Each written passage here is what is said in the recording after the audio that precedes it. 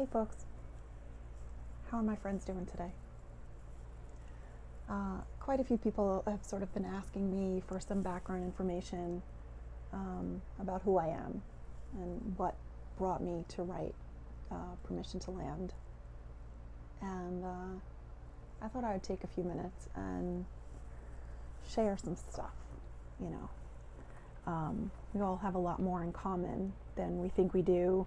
And even though our experiences may be different, it's all life and it's all relationships and it's all love. And so here's how it starts. So I was born in 1968 to parents who really wanted a child. And my childhood throughout the 70s and early to mid 80s was, I would say, predominantly happy. I mean, I was a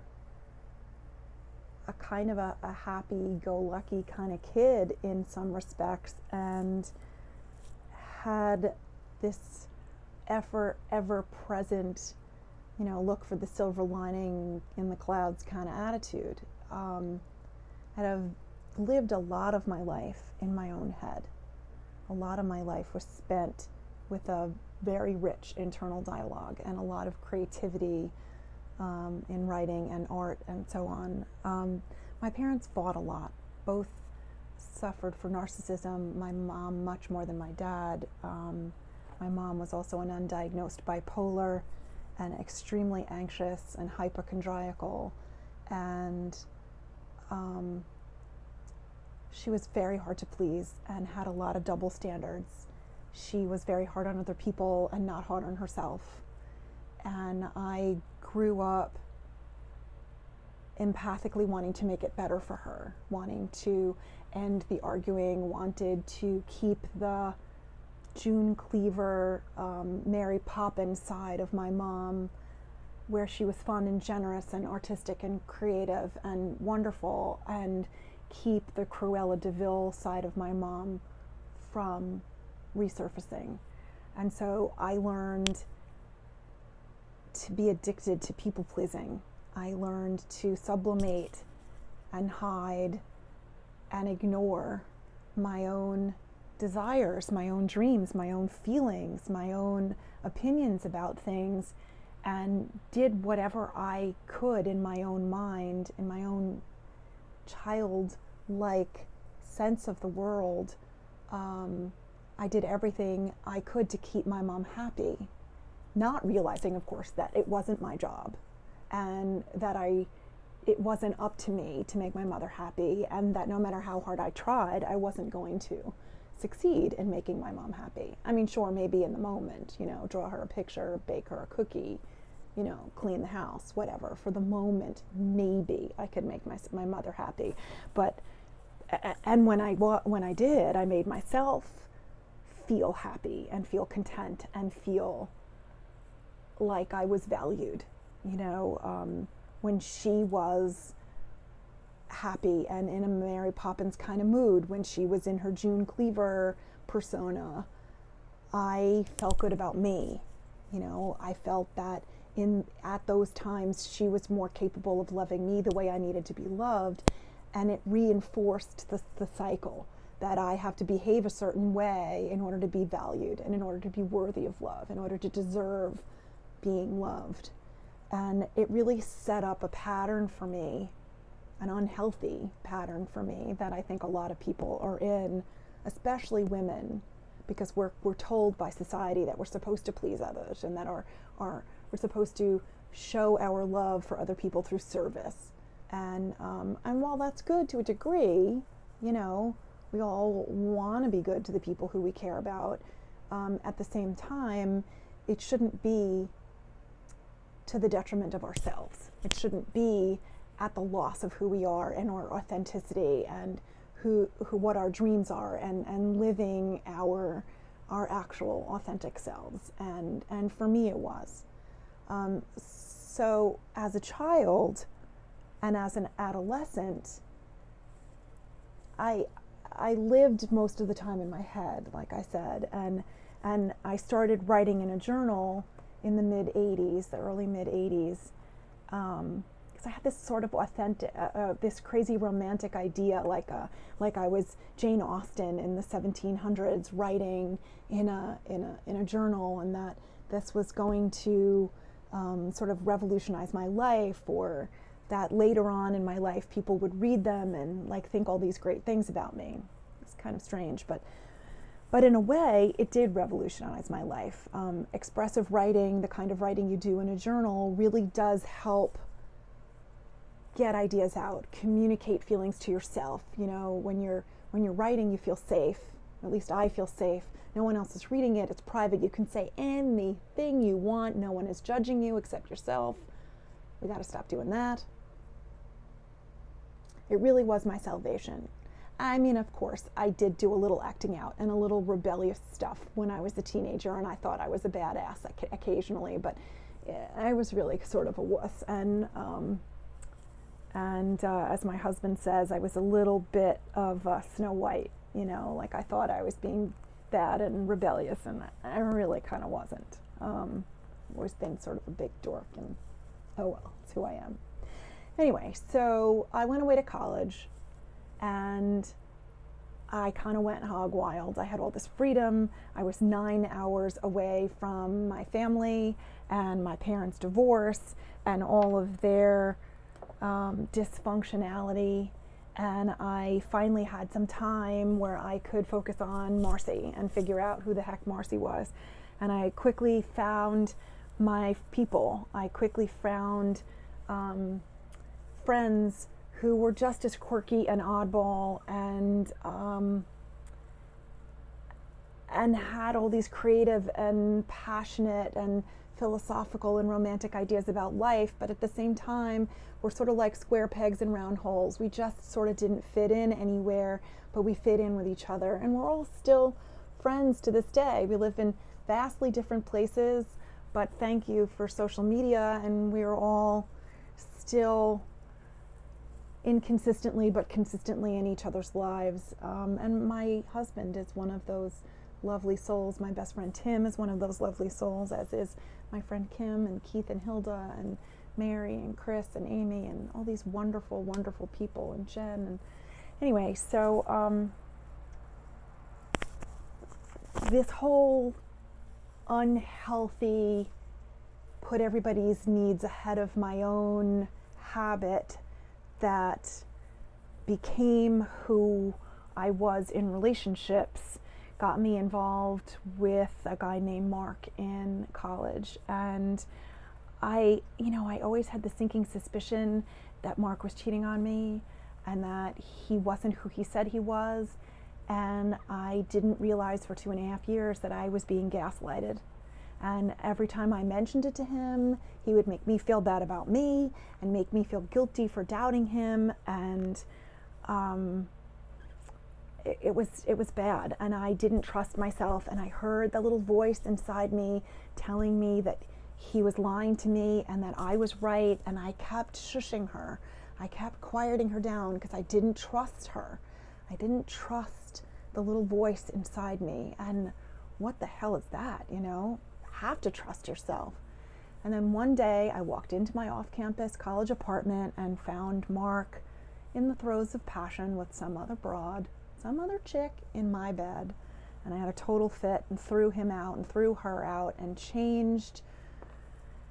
tried to change who I fundamentally was within a relationship. And my heart sort of froze over there for a while. And I dated casually, found myself in a string of other serial monogamous relationships with men who did the same thing to me that Mark did in a different way. Maybe they didn't cheat on me, maybe they were just really hard on me and tried to get me to be who they wanted me to be, or made me feel small so that they could feel taller, or tried to get me to be a smaller, quieter, less loud, less out of the box person than I actually am naturally.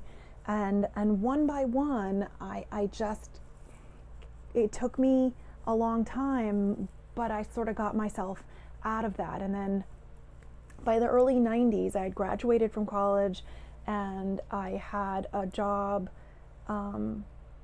Maybe that's a different video, the whole career thing. We're talking about relationships now. So I found myself in a relationship with a guy who was much older than I was, and I kind of liked that. He was a bodyguard, and I felt like I was dating James Bond. It was actually quite cool, but it didn't really go anywhere. I realized pretty quickly that it wasn't going anywhere, and I wanted passion, and I wanted love, and I wanted support, and I wanted to be loved the way I need to be loved, and I wanted to be able to have the freedom to be authentically me.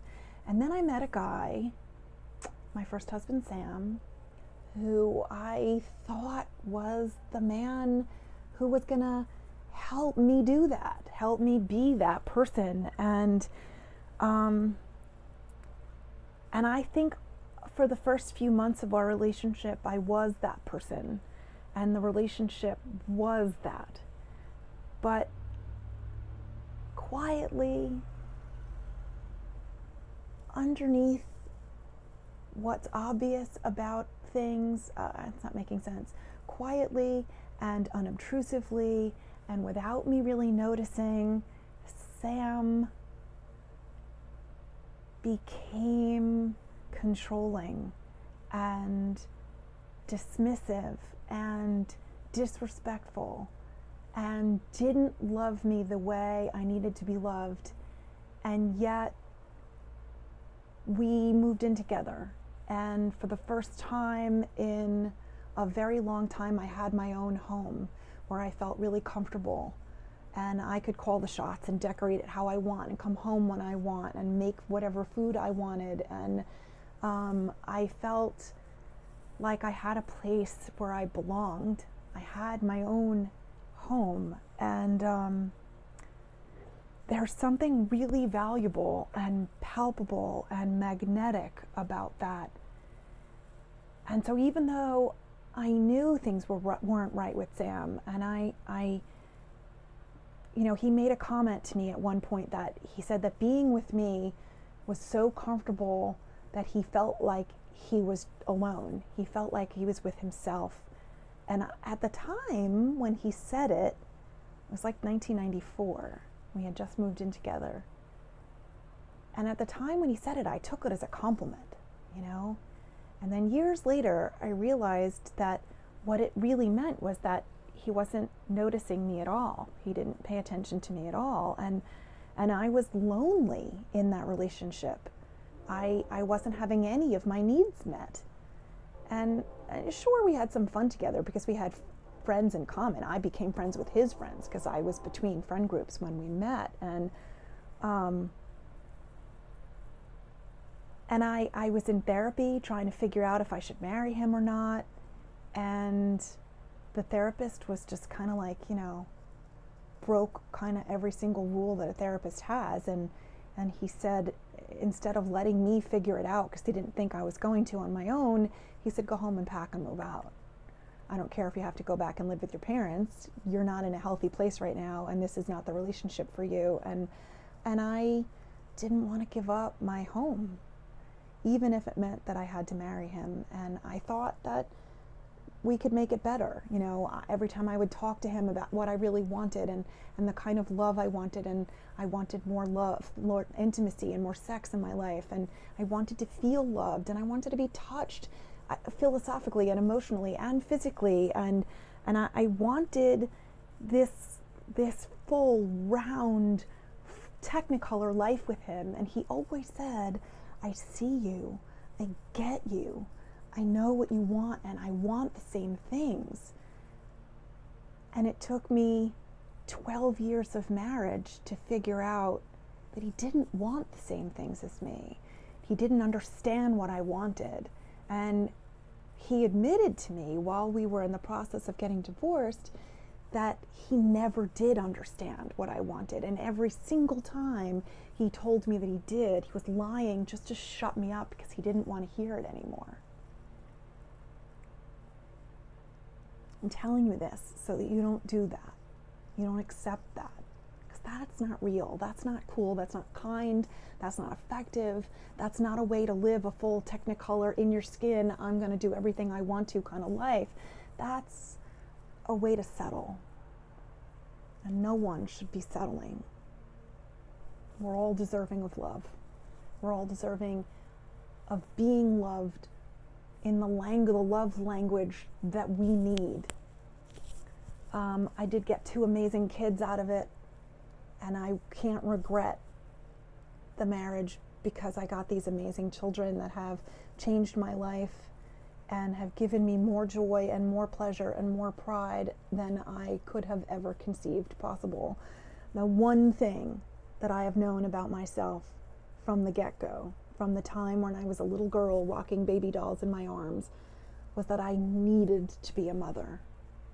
And these 2 delightful, amazing kids, Ethan and Simone, have made me a mom. And because of them, I had the courage to claim salvation and to claim my life back and divorce Sam. I was thinking, what we typically think. We shouldn't get divorced because we have to stick around for the kids. That's the typical thing that people say. And then I started thinking, if this bad relationship, this dysfunctional relationship that I had with Sam was what they thought was a typical relationship, or what they thought was a good relationship to have, then they'd grow up living the dysfunction too. And that's what they would think a relationship was supposed to be. And I couldn't let that happen. Simone would grow up thinking that this was the way she was supposed to expect to be treated by a man. And Ethan would grow up thinking that this was the way he was supposed to treat the women in his life, assuming they're heterosexual. I'm going to assume they are until they tell me they're not. This wasn't the relationship template I wanted to give them. And so I realized that by claiming my life for me, giving them the best mom that I could figure out how to be for them, was the best example of self-love and that I could give them. So I divorced Sam, and I bought my own house, and I had this great career as a teacher that I love. And so they saw me claiming my life for myself and loving my career and loving the relationships that I build with my students, 3,000 of them and counting over 25 years, some of whom I've become friends with once they graduated and went on to become full-fledged grown-ups. They saw me start an art business out of nothing. They saw me claim my right to be an author because I wanted to. And they saw me try to make sense out of my relationship with my mom and take care of her. And then in 2011, she was really taking a nosedive. My mom had always been an undiagnosed bipolar, and she was always hypochondriacal, always thought she was dying from some disease or another, and for a very, very long time was self-medicating with a wide variety of pharmaceuticals that she kept in a boot-sized shoebox, and would just indiscriminately pop pills and mix things. And she was just not in her right mind and became addicted, and it changed who she was. And she was toxic and belligerent and mean and angry and manipulative to a point where it was impossible to be in a relationship with her. And I saw the negative effects that this was having on my kids, and they loved her. When she was Mary Poppins and she was June Cleaver, there wasn't a better woman on this earth. There wasn't anyone who was better at loving other people. But more and more and more and more, she was Cruella de Vil. And we rarely got to see the other side of her. And in January of 2012, we had the fight to end all fights. And she started screaming at me in a horrible, toxic Jerry Springer show kind of way. And my kids were crying and terrified and ran down the hall to Simone's room and locked the door. And my stepfather left the house with his head hanging low, shuffling his feet, and my mother was screaming at me venomously all these horrible things no one should ever have to hear from the mouth of their parent. And I threw her out. Then she was screaming at me from my front lawn, and I slammed the door in her face, and she drove away, and we never spoke again. We never spoke again. That's where my book begins, that fight. Because that fight was the day that I stopped being the daughter of a dysfunctional woman, a dysfunctional mother, who had built her entire relationship template out of that dysfunctionality. And I stopped being that daughter, and I claimed the mama freaking lion. I listened to that inner voice. I listened to my maternal strength and the cries of my kids from down the hallway, and I became the mom that they needed me to be, that I needed me to be. And I forced her out of our lives, and I made her an ultimatum. And I said to her, I wrote her a letter, and I FedExed it so she couldn't ever claim that she didn't get it.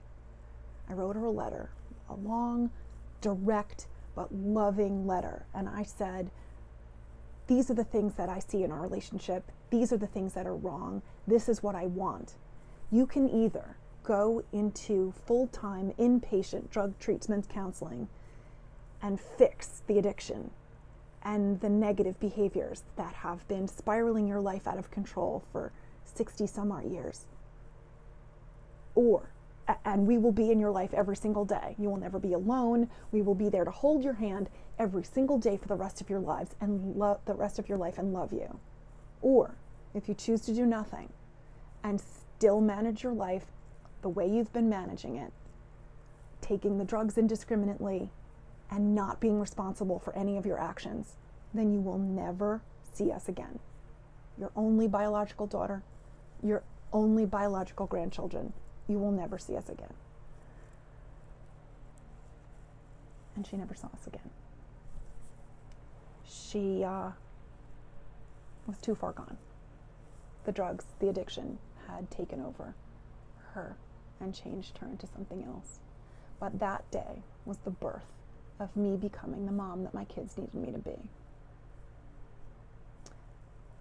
And it was the birth of me becoming the Marci I always needed me to be. I wasn't done. I still had a long way to go, but I had taken a huge step forward. So now single, in my early 40s, mid-40s. Mom of 2 teenage kids. I was a teacher. I was a painter. I decided to start my own art business, and I built a website, and I've been selling art online. And I was dating. I was on every dating website that I could find, and I met a lot of men. But I was still in that mode of trying to make them like me, of putting on lipstick and fixing my hair and choosing an outfit for me, but trying to make myself be attractive, trying to make myself be likable by the men that I was dating. Trying to impress them. And in a lot of cases, what I met were guys who were intimidated by my loudness. They were intimidated by my independence, by my intelligence, by my passion for living my life and for trying new things. I had a lot of men who thought that the standards of beauty that we see in fashion magazines was what they wanted. And I'm a curvy woman, and I love my curves. And it's not to say that I don't say some not so nice things about my own body and struggle with body image, but fundamentally I like my curves. And they tried to make me feel less than, less attractive, less deserving, too smart, too loud, too colorful, too brash, too whatever. I was either too much or too little for them, and I wasn't getting anywhere in the dating world. And I had guys who weren't worth me, obviously. And each time I sort of figured it out. And then I met a guy named Stuart who seemed like, wow, intelligent, good looking. He had 2 kids. He was a lawyer. He was Jewish. He was everything I wanted. He met every single one of my criteria on my list of qualities that I was looking for. And we dated for a while. He was in the middle of a divorce, and I slowly started to get that nagging suspicion. That little voice in my head and inside me was saying something's not right. It's a little too good. It's a little too weird. He said something one day that was a little strange. He said he had 2 daughters and then was telling me a story about his kids, and he used the pronoun he. Like, what is that? You know, he said he and his wife, his soon-to-be ex-wife, were still sharing a house until they could get divorced and sell the marital residence, which is what Sam and I did. So it seemed natural to me. But then he was talking about sitting on the bed with her while they were talking about their kids. And when I was in the middle of a divorce, I was not sitting on any beds with Sam. So anyway, long story short, I did a little research, I did a little digging online, and I found out that Stuart was still married, and that he was gaslighting me. I had been catfished, and that wasn't so cool. And I showed up at his house a day that he was having a garage sale, and after I had broken off with him and told him that I would never tell his wife because I really just didn't want to be living in the middle of another Jerry Springer episode, and I just wanted out. Don't ever contact me again, and I won't tell anyone. So I showed up at his house as a garage sale shopper, and I think he was shitting in his pants in his front lawn. You ain't seen panic till you saw what was on that guy's face. And then I left. Didn't say anything to anyone. Chatted with his daughter about like a sorry game or something, and then I left. Anyway, so after Stuart, there were a slew of other guys, you know, who told me that I was too smart or too curvy or too tall, or that they didn't like that I made more money than they did. Tough crap. And what I realized through dating this very long string of guys was what was more important. This is really key. So, you know, we're at 27 minutes in here, and I'm sorry I'm rambling on, but this is all really important. But this key thing here is that it was more important for me to like myself, the version of me who I was with them, than it was for them to like me. It was almost irrelevant whether the guy liked me or not. It was only important that I got to like me and feel like I was 100% being true to my authentic self, that I was living within and trusting that inner voice inside me when I was with them. And now suddenly there was no pressure on dating because I was interviewing them. And I still found myself in and out of some relationships that were not good, but I was figuring it out. I was figuring out how dysfunctional or unhealthy or unsatisfying it was in record time. It would take a few dates or a couple of weeks, and then I was out and moving on. And then I started talking to my friend Michael a little bit more than I had before. We had met in 1987 at Geneseo while we were both in college. I was a freshman and he was a junior. And we were friends off and on for 29 years. I was at his wedding and he was at my wedding, and you know, we had thought about dating at some point in 1987 or 1988, but it didn't kind of work out, and he got married and I got married, and to separate people, obviously.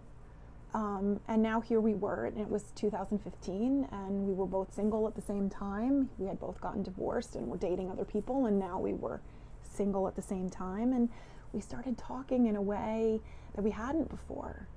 And I realized that this man who I loved as a friend was so amazing and so wonderful, and had struggled with his own dysfunctional family and his own experience with other people's mental illness and addiction and disappointing romantic lives. And we realized that we had so much in common in the way that we think about things and in the way that we love. We spoke the same love language and wanted exactly the same things out of life. And so we started dating.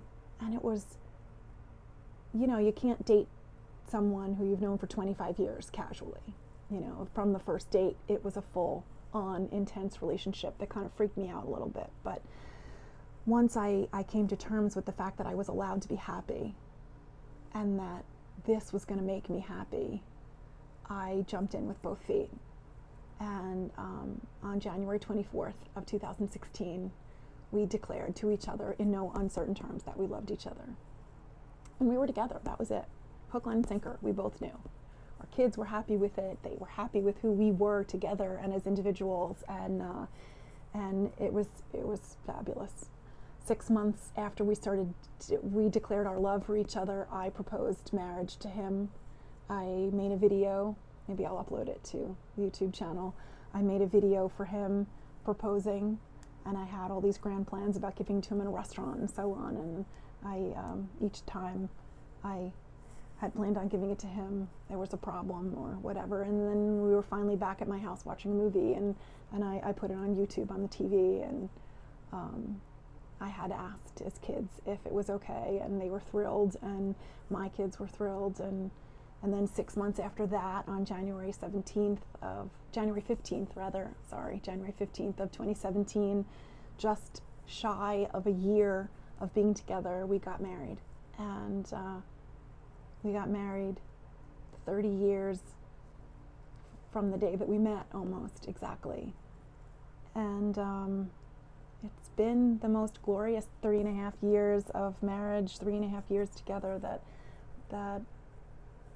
I could have imagined for myself. And I think that we both are happier than we ever thought that we would ever be in this life.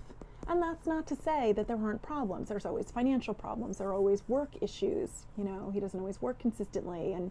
And I work a ton of hours. And when he works a ton of hours. And we've got 4 kids between us.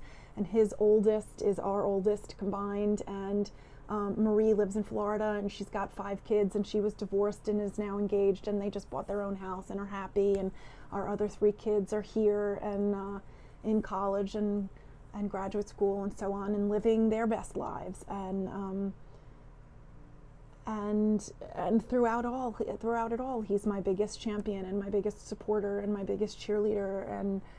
And I never thought that I'd be loved like this, and that I would be so comfortable to just be my own quirky, weird, silly self with my crazy cat voices and crazy voices that I speak to the cats with, and walking around singing and painting and whatever, this is just the most amazing life.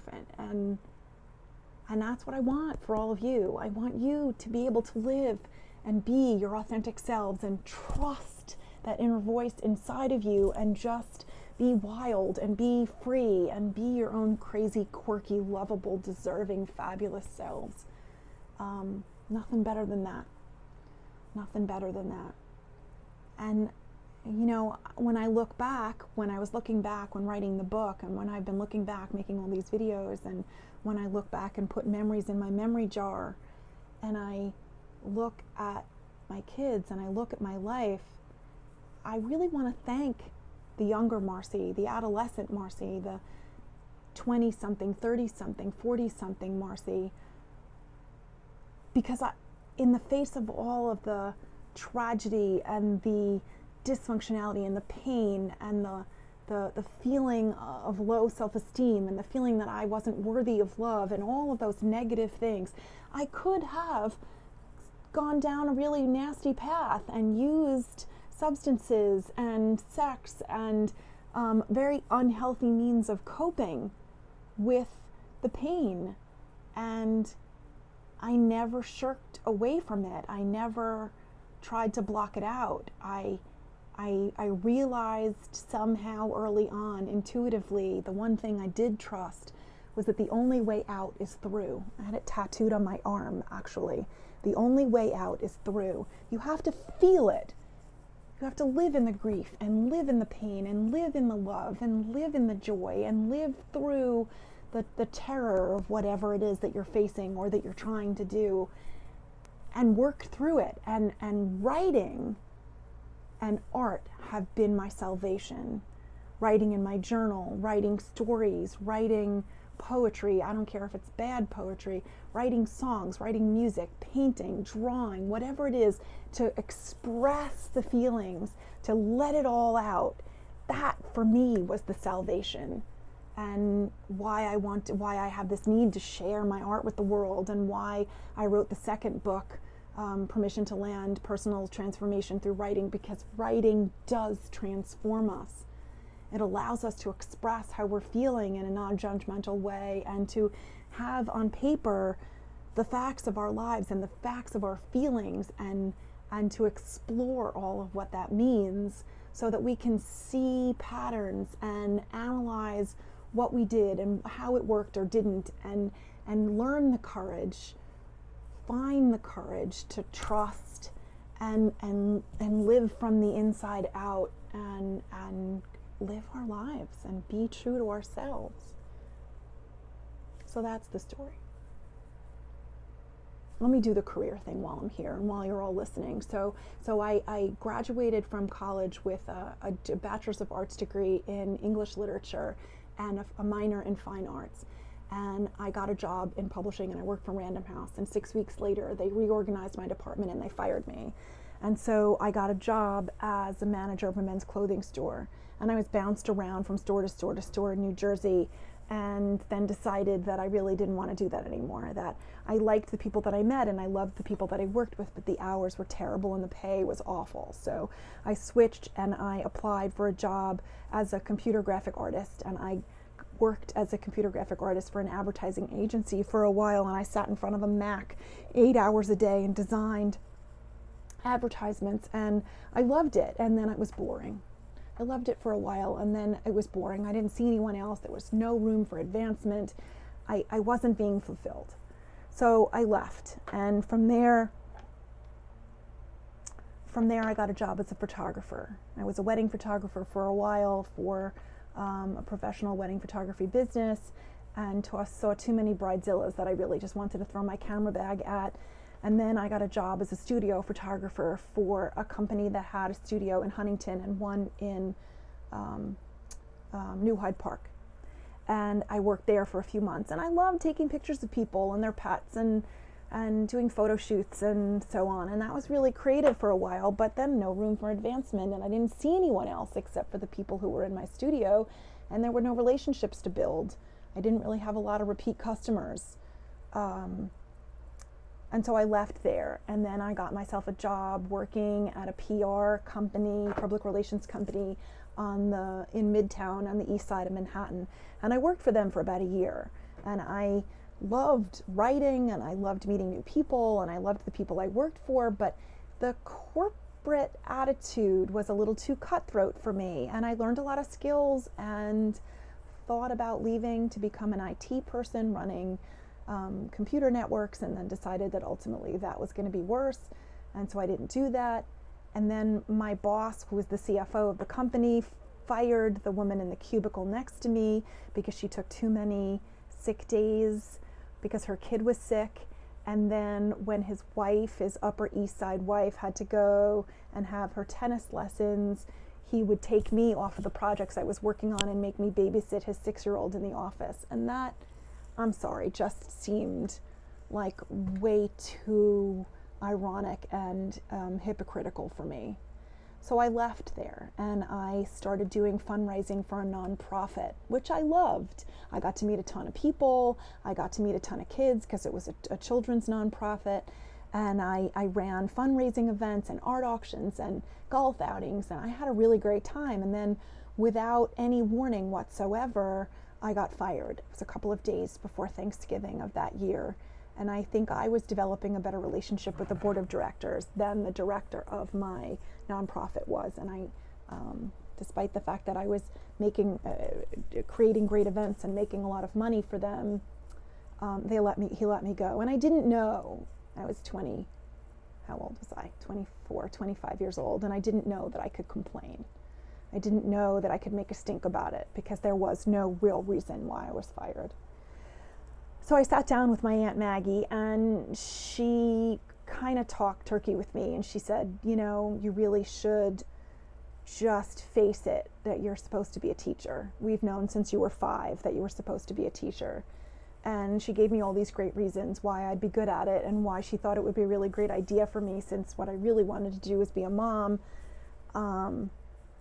And so right after Thanksgiving, between Thanksgiving and the Christmas break of that year, I went to Long Island University Sidbury Post campus, and I chatted with an admissions director, and I brought my transcript with me, and within 3 hours I had applied, been accepted, was fully matriculated, and had registered to begin a master's degree in secondary English education and English literature, double major. So we're going to go for a master's and change our careers, and we're going to do a double major. So I took 21 credits that first semester against the department chair's advice, but I said, you never met me, and when I get a bee in my bonnet and I commit myself to something, I commit 150%. And I finished a master's degree in less than 2 years with a 4.0 grade point average. Less than a year after starting, I started in January of that year. By September, I was student teaching, and I was in love with this job. That led to a leave replacement, which led to my first teaching position, and I've been teaching now for 25 years, and I haven't been bored yet. All the other careers I had before bored me to death, and this did not bore me. I'm still not bored. You know, I might teach most of the same literature every year, and I might work on similar writing projects with the kids, but the kids are different. Each class is different. Each group is different. Each dynamic with a class is different. And they worm their way into my heart, every single one of them. And I'm blessed. I've learned more about myself and more about the world and more about everything through this job. And with them, I'm in the moment, and I forget about whatever in my life is causing me stress, and I'm just in it with them. And I mean, they pay me to chat with teenagers about life, to read good books with them and talk about characters and decisions and conflict, and teach them how to write authentically and how to figure out who they are and express that. For me anyway, what better job is there than that? I don't think there is one. I love it. Love it. And I've become lifelong friends with quite a few students who were in my classes years ago.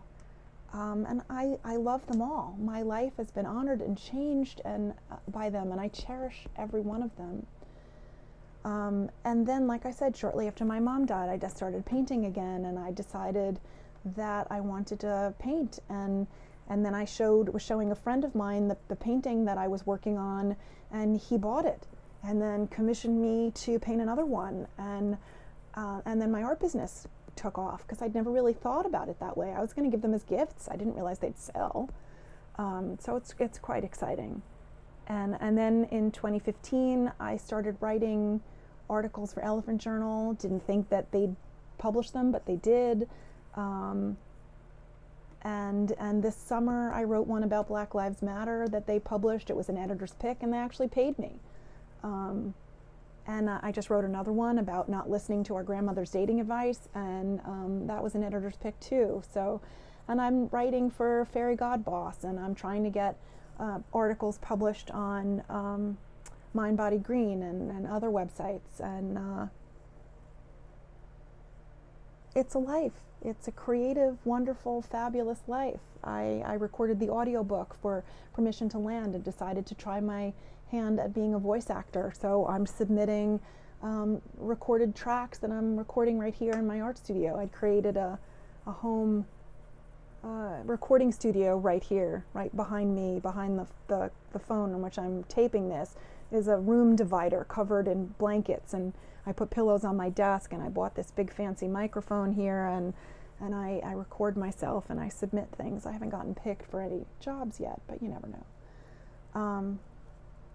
Anyway, it's a wonderful life, and as Marie Forleo says, everything is figure-outable. Decide what you want to do and go for it. Anyway, that's me.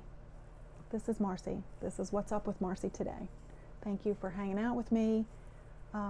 Please leave some comments here below the video if you want. If you have questions for me, if you want to talk about anything or share anything, you want to talk about anything that I talked about, mental health, addiction, dating, single motherhood, remarriage, blending families, divorce, career trajectories, living a creative life, writing, painting, friendship, love, anything and everything. You want to talk about it, I want to talk about it with you.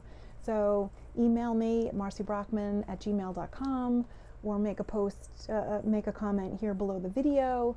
You can find me on Instagram, you can find me on Facebook. I'm here, I'm around, and I really want to start conversations and build relationships. That's me. My best friend Tim said that I have like a PhD in love, and I really want to share that with all of you. Thanks for being with me. Thanks for spending this time with me. And I love you all. And remember, everything is figure-outable, and you deserve to be loved, and you deserve to be respected. And trust yourself. Trust your inner self, because he or she is amazing. Love you all.